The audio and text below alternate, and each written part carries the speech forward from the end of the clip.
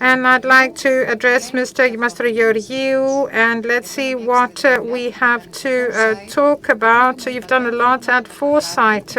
And I think that everybody should understand what Foresight is, what are the mega trends, and why does the Greek business community or the business community need to understand this and buy into it.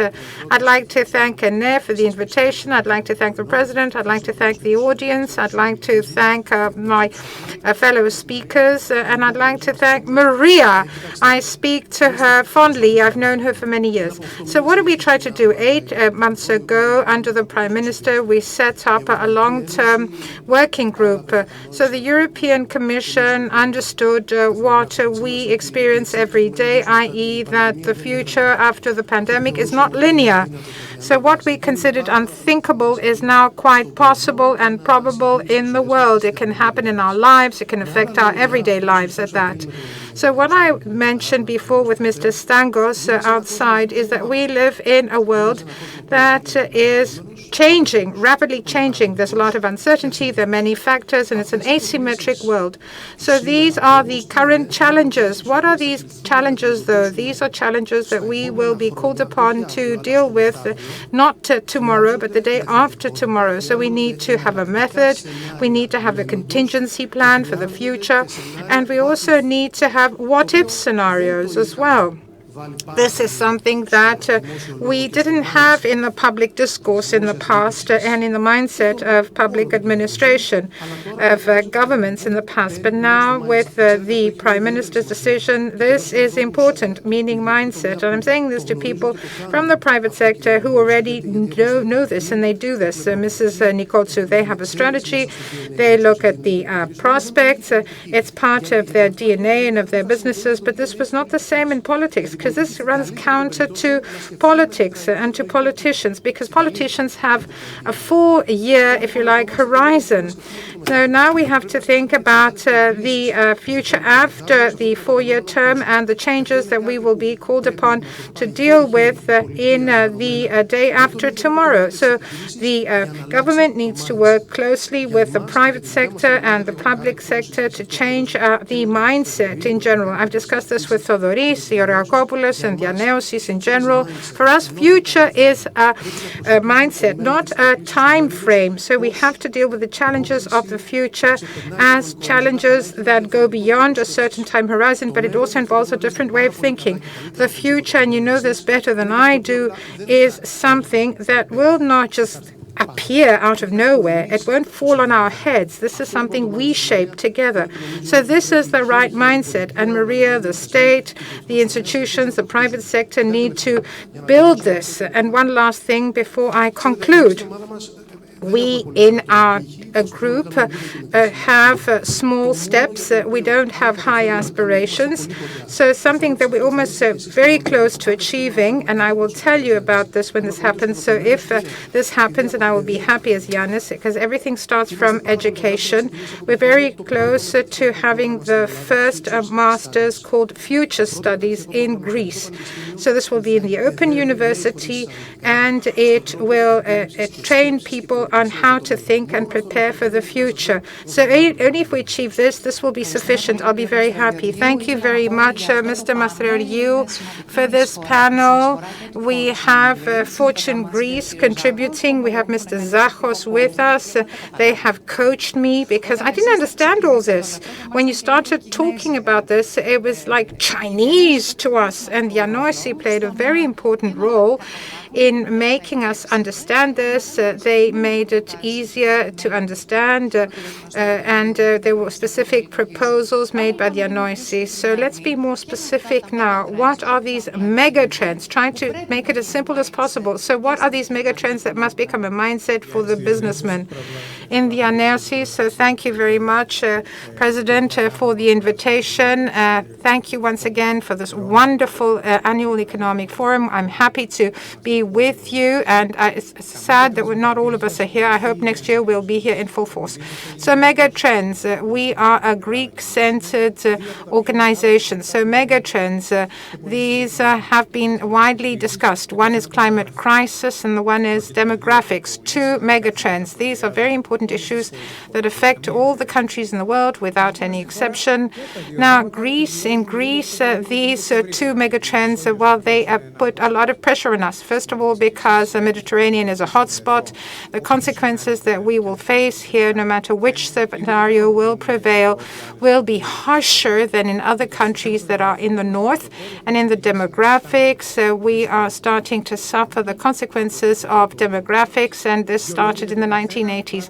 Let me say a little bit about both, and you might know this. So Greece is a country which has a declining population since 2011. This is not a trend that will change. If we look at it worldwide, meaning families have fewer children when there is growth, regardless of religion, regardless of culture, and so on and so forth. This is a trend that will continue.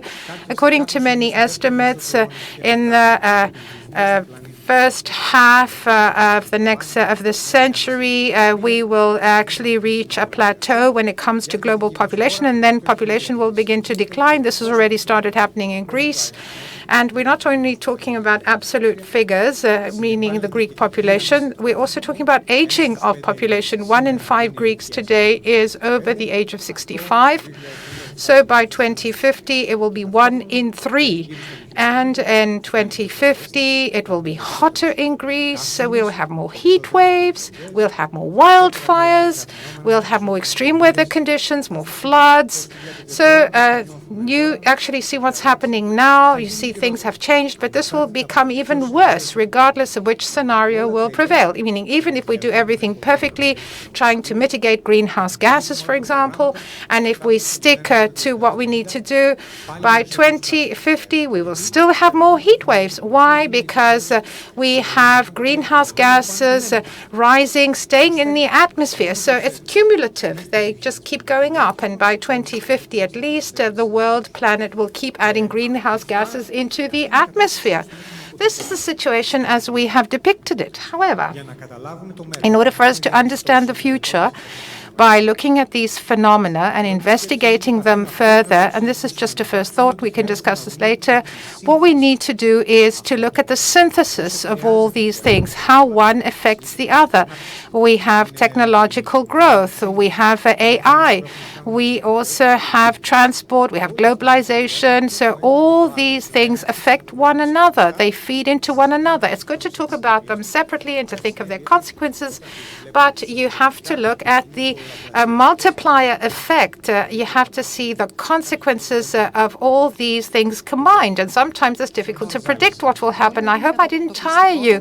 What you said was very interesting. Mr. Veremis, when you started talking about hubs and startup, this was something fresh. It was considered very advanced for the time for Greek business entrepreneurship. They call you a guru, actually, and you've received many awards, and you're in an ecosystem.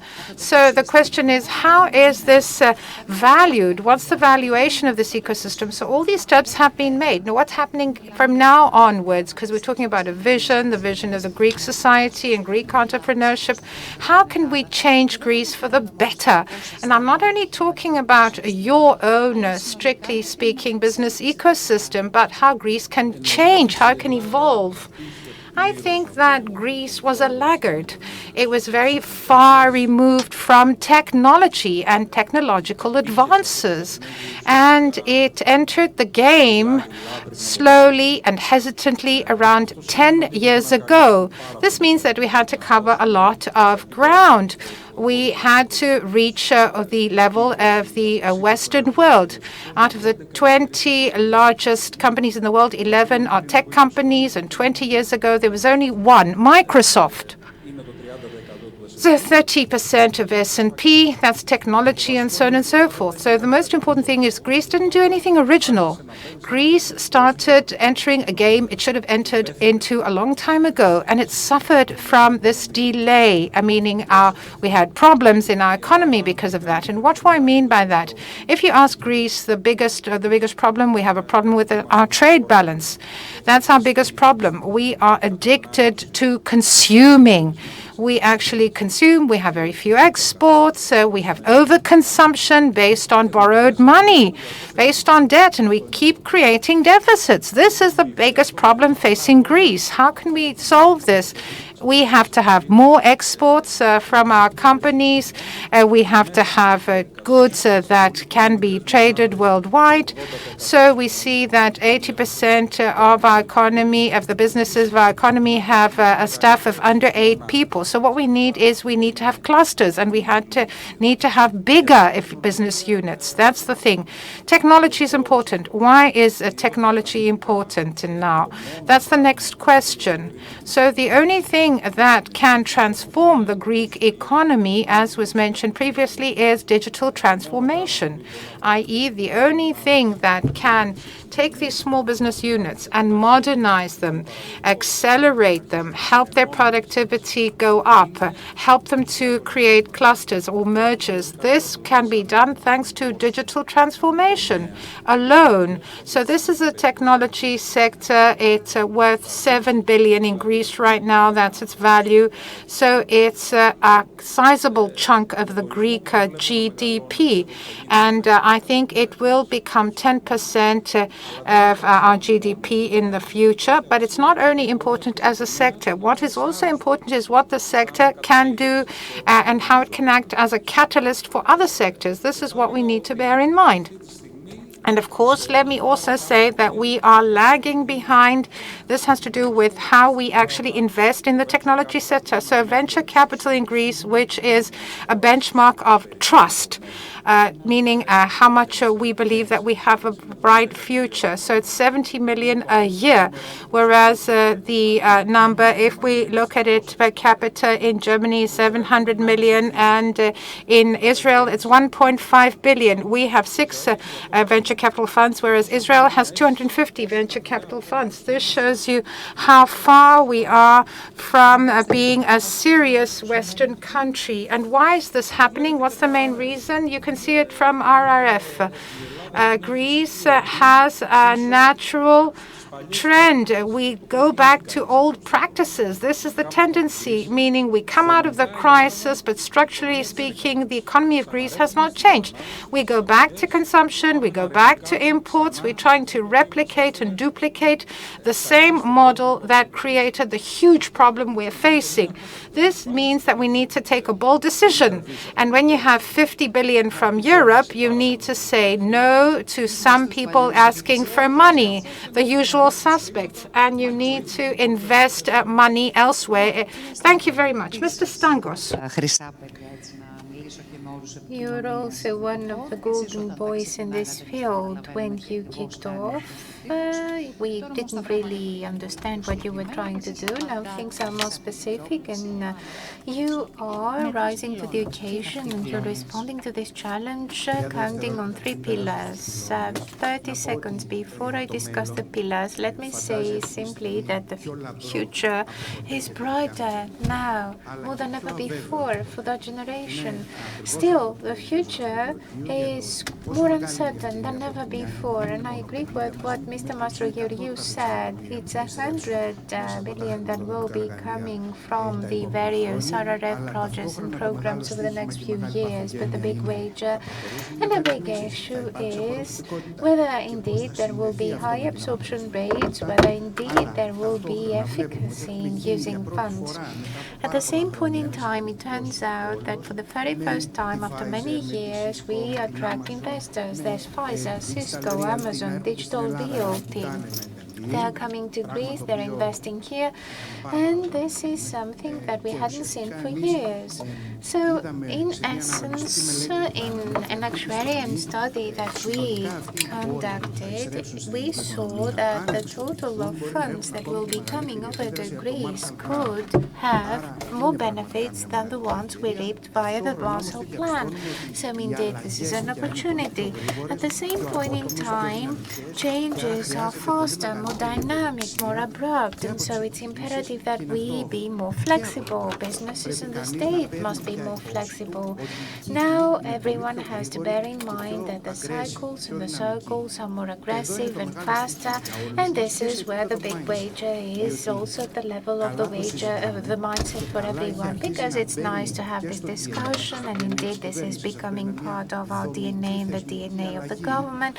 So this is a structural change, an institutional change, but in reality we are faced with a lack in cooperativeness, and this is typical of our DNA. Whenever it comes to the rub, then each and everyone seems to think they should be leader and they're slightly better than everyone else in their partnership. So this is one of the issues we're bumping into. And lastly, when it comes to culture and this whole struggle, Marcos is in the avant-garde of this struggle, and he is assisted by various initiatives. What I'm referring to is building an ecosystem of startups which indeed have a different mindset and a different extroversion rationale for a number of reasons. It turns out that over a decade, things have changed. A decade ago, there was no investment community, there were no startups, there was no investment or business appetite. Over 10 years, reality has shifted. And now we are faced with Greek enterprises who are being successful and appear and are active abroad, and that's all three pillars. I asked you about the three pillars. Yeah, but we have taken stock of these megatrends, and we take stock of the needs of the Greek economy. And therefore, we're embarking on a new approach that counts on three issues. We are creating an investment fund based on the needs and megatrends. That's one thing. Second, we are creating the first skills center in collaboration with the Agricultural School of Athens that will be smart agri-hubs. This is a critical pillar for Greece, which has a lot of potential in view of the future. And third, we have created a platform. We had an international exhibition named Beyond. We tried to do it for years through our events and also via the Thessaloniki Fair. Now we have a soft power, soft skills platform. Back in October this year, we had the first demo in Thessaloniki at the International Fair. So this is something that's starting, and it will be bringing closer to Greece international partners that view Greece as a promising hub for more opportunities. As we're approaching the end of this discussion, let me ask this. This is the end of the pandemic. We are faced with many problems. There's inflation, there's recession, interest rates are picking up. What's your take on the future? What are your expectations in the field? You're also, suppose you're a journalist, what's the title of your article for the next 10 years? I think it's what I said before. This is all about being alert all the time, because there are great opportunities and huge challenges. We have another 6 minutes, 2 minutes each. Please split your time.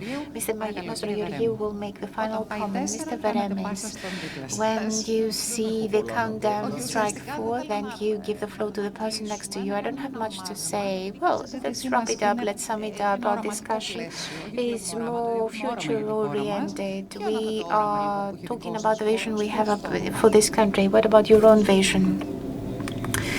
I believe that, at least as concerns the innovation committee that I stand for at the level of SEV, the Greek Industrialists Federation, our vision is about having technology and innovation represented as much as the tourist industry at the level of GDP. If that happens, then many other companies more traditionally oriented will also embrace this rationale. And what's this rationale about? Of course, we are pro-technology, but there's another two elements which are fundamental: meritocracy and collaboration.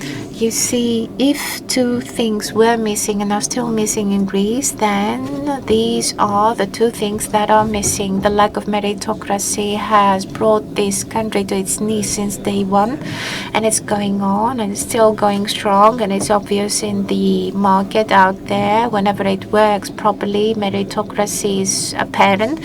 And the other thing that's a scourge for Greece since the inception of the modern state is, again, this inability of ours to think that 1 + 1 could be 3, or it would even equal 4 and 5, to choose for us to just benefit ourselves and build small units and premises that don't work, or facilities that don't work between amongst themselves. If we change those two, we will have a better country.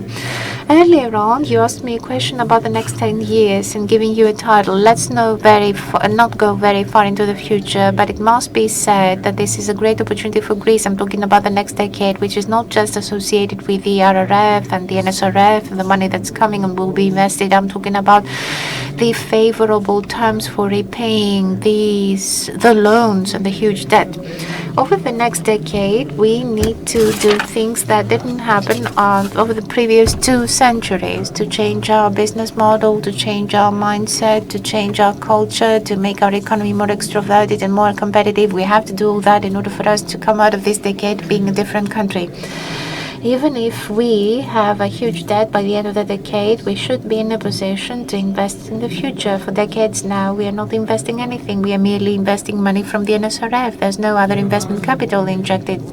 In order to go to the day after and into a new era, we have to take advantage of the wager of these 10 years. And I'm not so sure that the Greek society has grasped so much. We are insisting on this time and again. We are trying to highlight the policy recommendations and proposals that need to materialize in order to move that direction, but I don't think that this is fully understood by the community. But the politicians, the statespeople must grasp that much. This is what we are after. You, Mr. Mastrogeorgiou, represent the government. This parasitic mentality, the ways in which many are working as business people, the framework that the President mentioned, everything, all the wonderful things that you've made here, everything you've built. If that is coupled with an institutional framework and the change of culture and there's the right environment, then that could work. I'm picking up from where Thodoris left off. He didn't mean to, but I'm taking advantage of the fact that he mentioned the next 10 years. So the next 10 years, mankind will experience as many changes as it experienced over the past 100 years. This is a challenge for the state, for the governments, for the private sector. And Mr. Veremis insisted on a digital transformation. This is the backdrop against which everything will be happening. Big technology, state-of-the-art technologies, AI, the digital transformation and evolution of everything, all that will happen at very fast rhythms and at a very fast pace. So technology will be changing at an unprecedented rate. We will have new relations with algorithms and the machines. So the economic impact thereof and the digital footprint thereof will be coupled with more changes that we have to be ready for in terms of mindsets, the mindsets of the future, the mindsets of people, humans. We will be changing much. We will shift in the ways in which we deal with technology, our connection with technology, the relationship we have with ourselves and the people. So that calls for information dissemination. This is our purpose, mindset, and facilitating the right institutional tools and education models, more education and training programs that will give. But there's upskilling and reskilling needs, and so the private sector will have to focus on that. I believe that upskilling and reskilling is a priority, or rather training and education of everyone with a view to the future and the upcoming challenges is critical. There will be opportunities, but there will also be risks. Earlier on, I had a discussion with Mr. Stangos, and we talked about the fact that quite often we use the word challenge and we also incorporate risks. Challenges are not synonymous with risks. This is a mistake. There will be opportunities, challenges, there will be risks. That calls for proper preparation, what-if scenarios. That's what's missing from our country, and we have to work on what-if scenarios, and so both the state and the private sector will have to focus on that. That's great, says Mrs. Nikoltsiou. You were to the point. You are clearly, each and every one of you, the best example for the younger generation. So eventually the future is promising. Let's hope that since you will be working and you'll be out there, you'll do everything you promised. Mr. Stangos, Mr. Veremis, Mr. Georgakopoulos, Mr. Mastrogeorgiou.